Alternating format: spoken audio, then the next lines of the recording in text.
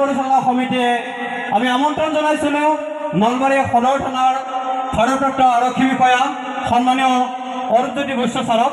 তেখেত আহি আমাৰ মাজত সমবেত হৈছে। আমি তেখেতক মঞ্চলৈ আদৰি আনিবলৈ সমিতিৰ সমূহ উদ্যোক্তাকে আমি শ্ৰদ্ধাৰে আহ্বান জনাইছোঁ। আপোনালোক আটাইয়ে থিয় হ'ব লাগে আৰু আটাইয়ে থিয় হৈ এটি জোৰদাৰ হাত তাবৰিৰে আমি সন্মানীয় অচি ছাৰক এটা উষ্ম আদৰণি জনাব লাগে। আৰু এয়া আপোনালোকৰ সন্মুখত আপোনালোকৰ আটাইৰে চিনাকি সন্মানীয় অৰুণজ্যোতি বৈশ্য ছাৰ। আৰু হাত থাপৰিটো এইকাৰণে দিব দিছোঁ যে আমি নলবাৰী সদৰ থানাত আমি বিভিন্নজন আৰক্ষী বিষয়া পাইছোঁ, সাহসী আৰক্ষী বিষয়া পাইছোঁ, আমি ধন্য হৈছোঁ। তেনে এজন ব্যক্তি অন্যতম সন্মানীয় আমাৰ সন্মুখত আছে অৰুণজ্যোতি বৈশ্য ছাৰ। আকৌ এটা হাত থাপৰি হ'ব লাগে জোৰদাৰ।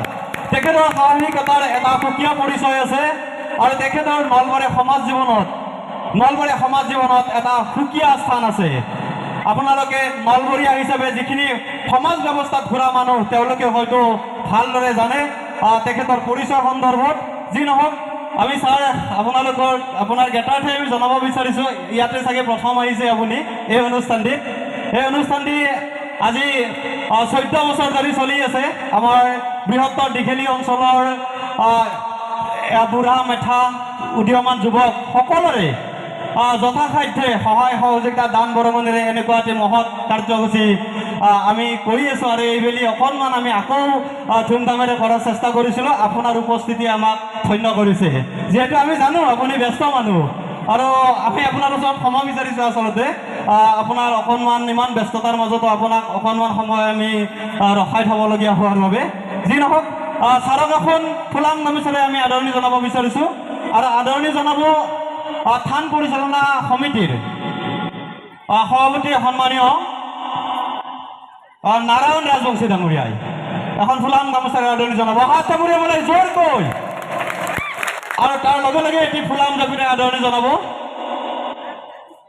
সন্মানীয় ভূপেন কলিতা ডাঙৰীয়াই।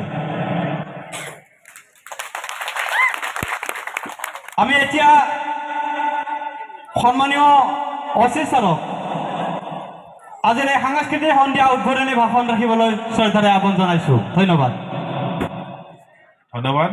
সকলোকে পোনপ্ৰথমে মোৰ প্ৰণাম জনাইছোঁ। বিশেষ দীঘলীয়াকৈ বক্তব্য নাৰাখোঁ। কিছু নৃত্য উপভোগ কৰিলোঁ। সকলো প্ৰতিযোগীৰ তেওঁলোকৰ ভৱিষ্যতৰ শুভেচ্ছা কামনা কৰিলোঁ। আগতে শুনি আহিছিলোঁ, মোৰ জন্ম জেগা ওচৰৰে হয়, মই মৰুৱাতে জন্ম হোৱা। দীঘলী বালিলেচন আমি এইবিলাক শুনি আহিছিলোঁ। তো নিজকে খুবেই ভাগ্যৱান বুলি ভাবোঁ যে জন্ম হোৱা জেগাতে অচি হিচাপে কৰ্মৰত আছোঁ। তো বিশেষ একো নাই। ইতিমধ্যে আমাৰ শিল্পীসকল আহি পাইছে। সকলোৱে সাংস্কৃতিক সন্ধিয়া উপভোগ কৰক, তেওঁলোকৰ গীত পৰিৱেশন কৰিব, ফূৰ্তি ফাৰ্তা কৰক। অকল এতিয়াই বিনম্ৰ অনুৰোধ, কোনো ধৰণৰ যেন আইন শৃংখলা ভংগ কৰা বা হাই কাজিয়া যেন নহয়। খুব সুন্দৰ পৰিৱেশ এটা আমাৰ ইয়াতে আছে, সেই পৰিৱেশ যেন বজাই ৰাখে। ধন্যবাদ। ভাষা বিচাৰি পোৱা নাই আচলতে।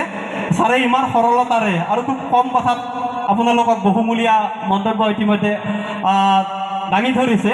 আচলতে যিবিলাক মানুহ, মই যিখিনি জানো ছাৰ, যিবিলাক মানুহ ক্ষমতাশালী হয়, যিবিলাক মানুহ সাহসী হয়, তেওঁলোকৰ কথাবোৰ সদায় সৰল হয়। ছাৰ অন্যতম উদাহৰণ। আৰু যিহেতুকে আমি জানো যে জ্ঞান, আমি সকলোৱে জানো জ্ঞান আৰু জ্ঞানৰ যিটো প্ৰণালীবদ্ধ ব্যৱস্থাপনা, আমি তাকে হয়তো কওঁ বিজ্ঞান। আৰু বিজ্ঞানৰ সঠিক বিশ্লেষণে হৈছে দৰ্শন। আকৌ দৰ্শনৰ আত্ম উপলব্ধিয়ে হৈছে ধৰ্ম। আৰু ধৰ্মই আনে শান্তি, ধৰ্মই আনে সম্প্ৰীতি।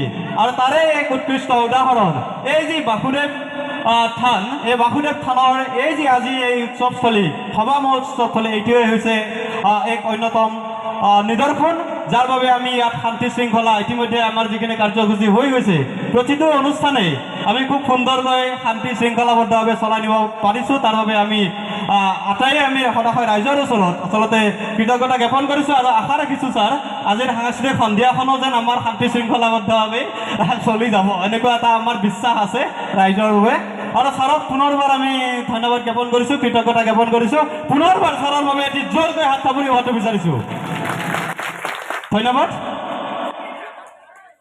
এতিয়া আপোনালোকলৈ আমি সাংস্কৃতিক সন্ধিয়াখন আগবঢ়াই দিম। তাৰ বাবে আমাৰ ইয়াত বাদ্যযন্ত্ৰীসকল সাজু হ'ব লাগিব। আপোনালোক আটাইৰে সহযোগিতা কামনা কৰিছোঁ। ধন্যবাদ, নমস্কাৰ।